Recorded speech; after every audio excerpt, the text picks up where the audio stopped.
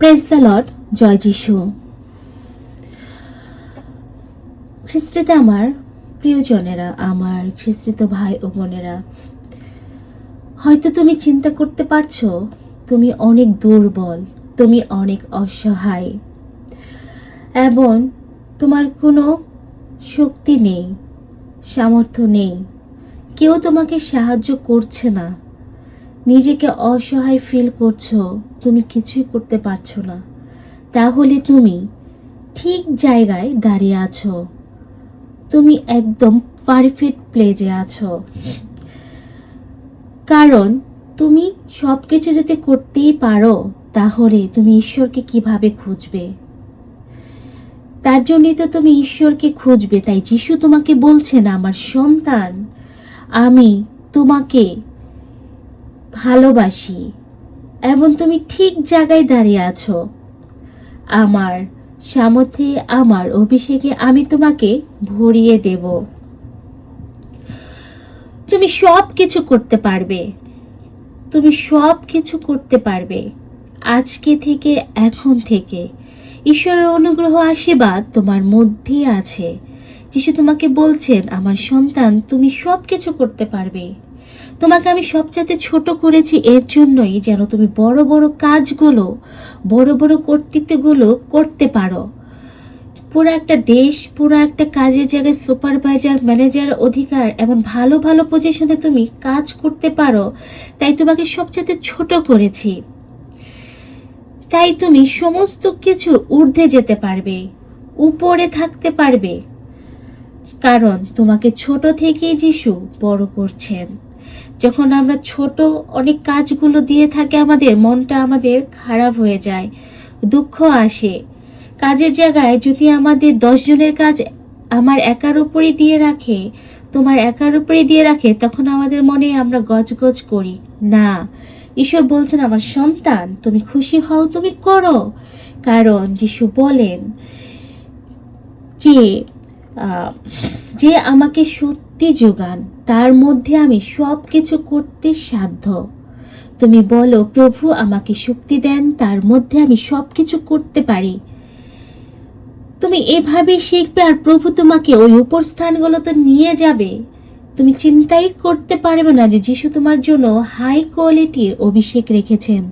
উপর স্থানগুলোতে চড়াবেন, ভালো ভালো জায়গায় পজিশনে তোমাকে স্থায়ী করবেন, তার জন্য তোমাকে শিখাচ্ছেন। তুমি কখনই ব্যাকুল হও না, কখনই তুমি একা ফিল করো না, অসহায় ফিল করো না। তোমার মন যেন অস্থির না হয়, তুমি যেন ব্যাকুল না হও। তোমায় বলছেন, আমার সন্তান, আমি তোমায় সমস্ত কিছুর ঊর্ধ্বে নিয়ে যাব।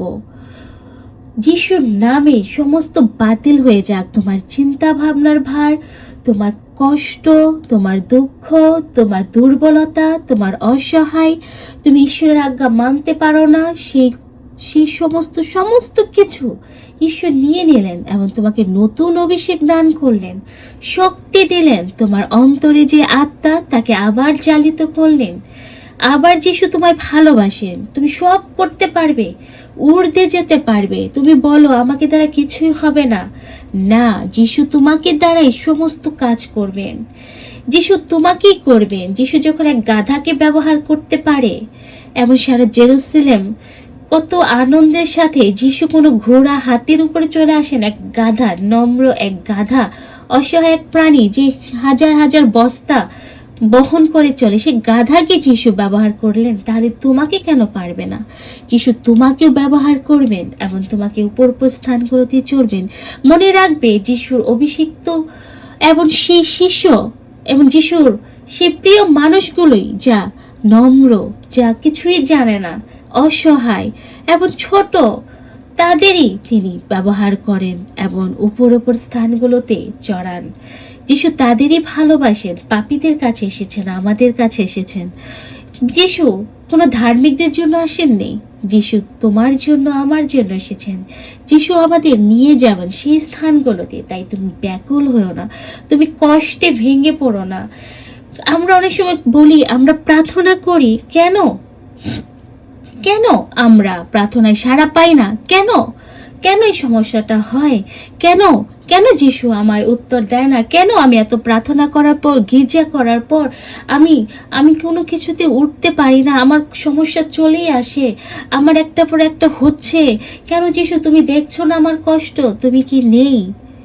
আসলে কেন কেন বলে বলে আমরা অস্থির হয়ে যাই।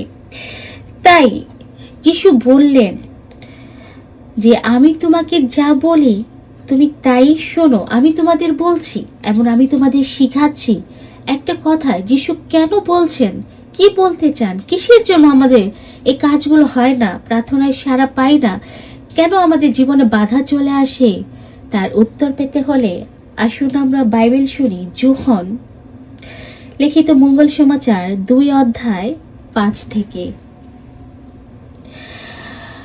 যিশুর মা চাকরদের বলেন, ইনি তোমাদের যা কিছু করতে বলেন তাই করো। যিশু কি বলছেন, কি বললেন? যিশু তোমাদের যা করতে বলে তাই করো। এটাই হলো কথা। কারণ অনেক সময় আমরা অন্যের কারণগুলো দেখি, খুঁজি, কিন্তু নিজের ব্যাপারে দেখি না, খুঁজি না। নিজের ব্যাপারে আমরা সতর্ক না, আমরা অন্যের ব্যাপারগুলো দেখে থাকি। কিন্তু যিশু চান যেন আমরা আমাদের নিজের কাজগুলো ঠিকভাবে করি, নিজের দিকে আমরা চিন্তা করি, নিজের দিকে আমরা ফলো করি। প্রথম তেসসালোনিয় 4:11 অধ্যায় থেকে পল বলেন, তোমরা নিজের কাজ করো। পল বলছেন তোমরা নিজের কাজ করো। তাই যিশু আমাদের জন্য যে কাজ দিয়েছেন সেই কাজগুলোই যেন আমরা করি, মন দিই। কারণ যিশু নিজেই বলেন, আমি আমার পিতার কাজে ব্যস্ত আছি। কারণ দিন থাকতেই আমার সমস্ত কাজ করতে হবে, কারণ রাতে কেউ কাজ করতে পারে না। তাই এই দিনের মধ্যেই কাজ করতে হবে। আমি আমার পিতার কাজে ব্যস্ত, আমি আমার পিতার কাজ করার জন্য এসেছি পৃথিবীতে। আমার পিতার আদেশে যে কাজ আমাকে দিয়েছে তা আমাকে করতেই হবে। তাই সেই চিন্তা ভাবনা তোমার আমার হৃদয়ে যেন থাকে, যিশু আমাদের যে কাজ দিয়েছেন তা আমাদের করতে হবে। এই কিছু সময় এই থাকার এই দুনিয়াতে, এই পার্থিব জীবনে আমাদের সময় খুবই কম, আমরা প্রবাসী। তাই এই সময়টুকু আমাদের কাজে লাগাতে হবে। যিশু আমাদের কি কাজ দিয়েছেন?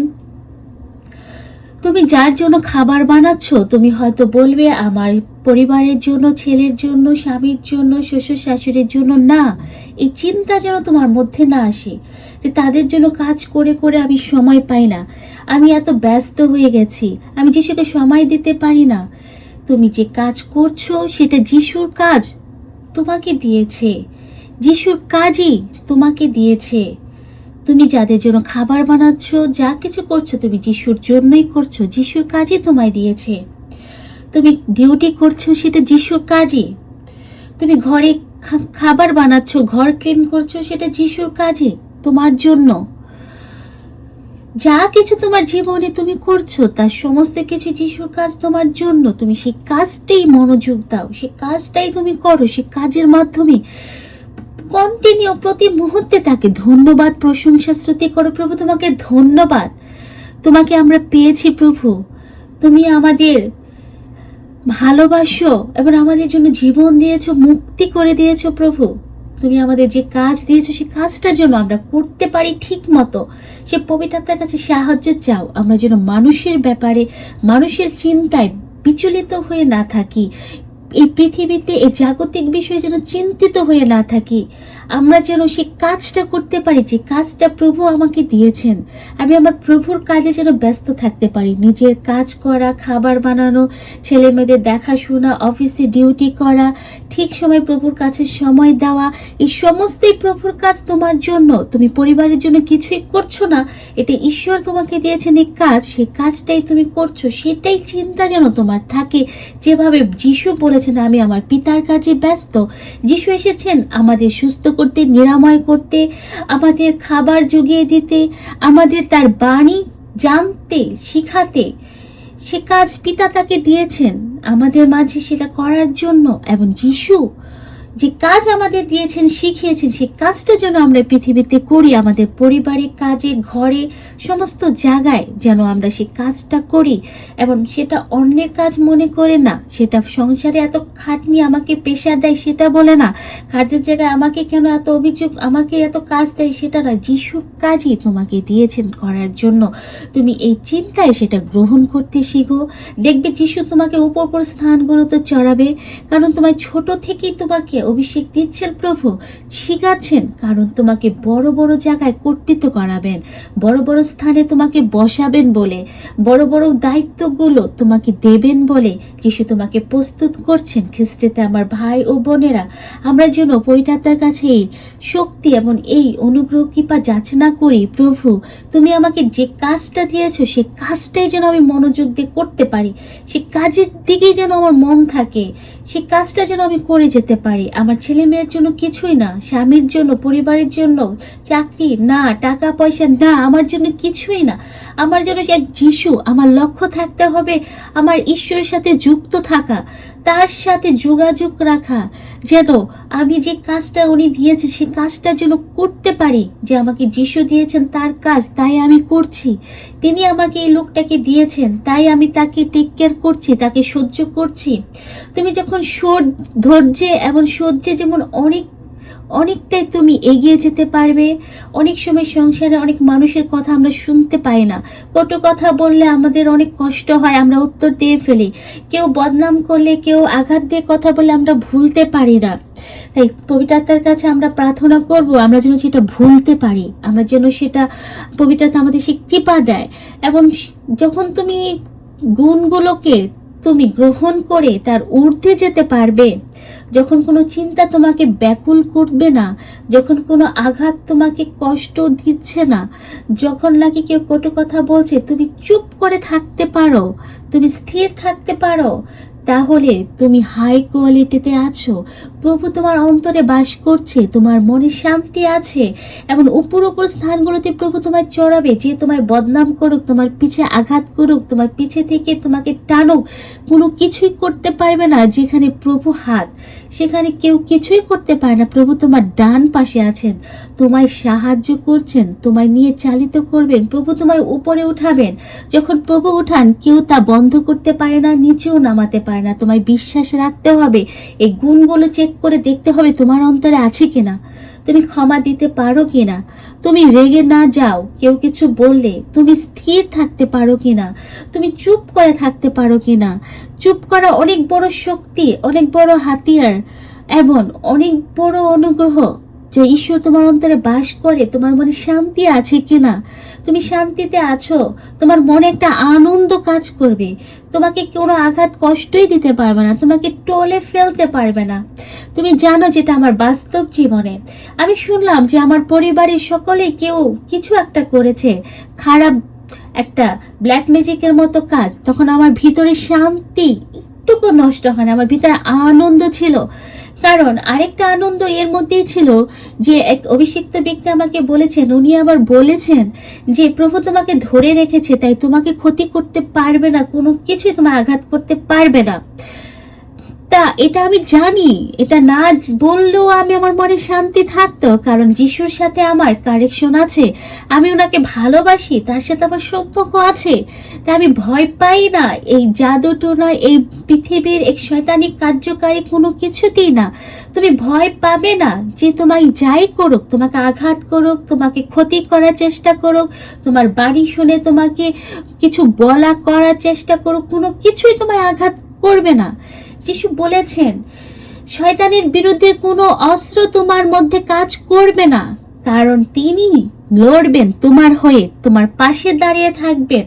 যিশুর বাড়ি বলছেন শয়তানের কাছ থেকে আসা কোনো অস্ত্র তোমাকে আঘাত করবে না, তোমাকে স্পর্শই করতে পারবে না।